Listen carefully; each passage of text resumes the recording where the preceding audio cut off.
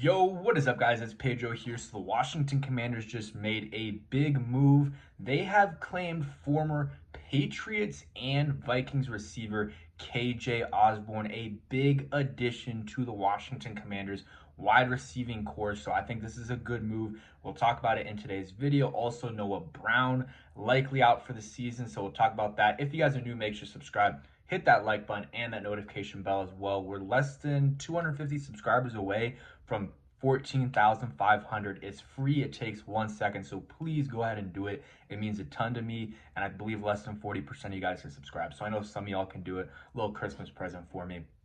But yeah, basically, KJ Osborne added to the squad. We found out about the Noah Brown news this morning. Dan Quinn announced he's likely out for the season. Unfortunate, he was a good addition to the team. He made some tough catches. The Hail Mary, of course, always going to be remembered for that. And then also, made some tough catches along the stretch. He had some drops, but I thought for the most part he was a good receiver. Had like 450-ish yards, I believe, over the season. So was on pace for a very solid season as a number two, at least for the expectations that we had for him coming in.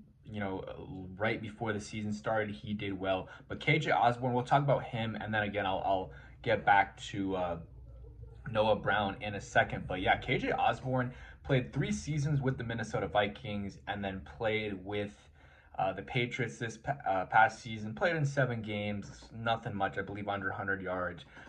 He didn't do much in this season. Not sure why. If you're a Patriots fan, you can let me know. But as of, when he played with the Vikings, he was a solid option. He was a solid receiver, around 500, 600 yards his 3 seasons there. Got some touchdowns, about 6 foot, 200 pounds. So he is a contributor, or he has been a contributor, and I think he can be maybe not our number two because he's playing in the middle of the season. It's tough for a guy to come in and be your number two unless he is really a guy like a dog.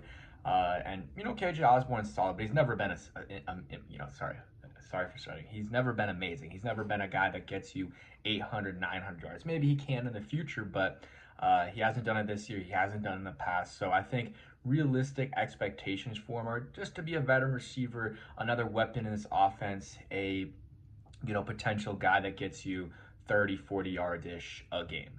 Maybe he'll have a couple big catches. That's kind of what you want, and I think you try to get him acclimated down the stretch these next few weeks, get him acclimated to the offense, get him some touches. There's no easy games, but this Vikings game, or not Vikings, he did play for the Vikings, but this Saints game, it's going to probably be the easiest game remaining on the schedule. So if they're winning by a decent amount at the end, and he hasn't gotten reps, because I don't know, you're signing him on a Wednesday, middle of the week. I don't know how many reps he's going to be able to get, if he's even going to be active. But he's in football shape because he, has been playing. I would say get him a bunch of reps at the end of the game, get him some targets, and just try to get him acclimated again to the offense as soon as possible, so that down the stretch in some of these tougher games, maybe the Atlanta game or playoff game, hopefully that happens, that he is already good to go and acclimated. Like I've said 5 times, that's the word of the video for KJ Osborne. Getting him learning this offense and getting some chemistry with Jaden Daniels is very important. I don't know, again, if he'll be active this week. It's very tough, a very quick turnaround, a Wednesday for you to be able to learn the offense. I mean, if he does, he's doing very basic stuff. I mean, I know Mike Williams got traded the same week and then caught a touchdown against the Commanders. So, he'll probably be active, to be honest. But then after that, I don't know. It'll be 50-50 because I believe the trade deadline was on a Tuesday. So Mike Williams got traded on a Tuesday and played on that Sunday. So it's a day later. I don't know if that changes anything. I don't believe KJ Osborne was at practice today, so I would give him at maximum Thursday or Friday. Very few reps. I'm sure Jaden Daniels would be willing to, go in and get more reps with him after practice and stuff. But still, I don't know if that's enough. But I would keep him active and maybe don't play him early on, but if you're winning by a lot, go ahead and put him in, see what he can do, and again, get him used to this offense, used to running routes with the Cliff Kingsbury offense with Jaden Daniels, stuff like that. I think it'll be a good veteran presence to have on the team. I mean, he's not an old guy at all, but he's been in the league for 4 years, so he knows a thing or two. about being a wide receiver in the NFL. But, you know, the Noah Brown news, it sucks. Again, it's a kidney injury. I think that's what's being reported, likely out for the season. So that sucks for him. Having a good season, praying for him. Hopefully, it's nothing too serious, and maybe they bring him back next year because it was a 1 year deal. So yeah, KJ Osborne, that's, you know, he's a Noah Brown replacement. He's not as big as Noah Brown. The Commanders really don't have any big receivers. Like Noah Brown was their biggest, you know, tallest receiver, I believe. I mean, Luke McCaffrey has a little bit of height to him, but yeah, Luke McCaffrey, he's going to have to step up. We haven't seen much from him over the last 5-6 weeks of the season. You know, the first 5-ish weeks, we saw some good things from him, but the last few weeks, he hasn't been getting involved as much in the offense. And yeah, let's see what he does with Noah Brown out. It's his time to shine.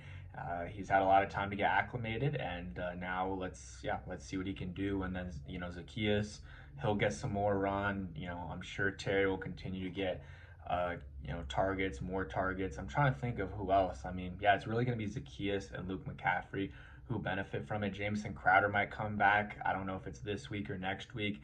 We'll see if he returns or if he's, you know, just a slot receiver. He's still, I think, valid. He's still you know, can be a threat as a receiver. Nothing crazy, but he's a veteran slot guy, been in the league for a minute, and I think still can contribute. So you know, he's a guy I wouldn't sleep on in terms of making an impact when he comes back. I'm trying to think of any other receivers that missing. De'Ami Brown, I don't know how I missed him. I guess it's the bye, or it was the bye week, so haven't, you know, thought about some of these players in a minute. But De'Ami Brown, let's see his time to shine, contract year. Maybe he can make something happen these last few weeks, get a little bit of a something going. I've been noticing they've been getting him a lot of stuff in terms of screens, or have him be already moving kind of and catching it at the same time, and getting him upfield quick. So I've noticed that with De'Ami Brown recently. He's been getting some of those. So De'Ami Brown's a guy to watch out for. Him and Luke McCaffrey. Let's see out of those two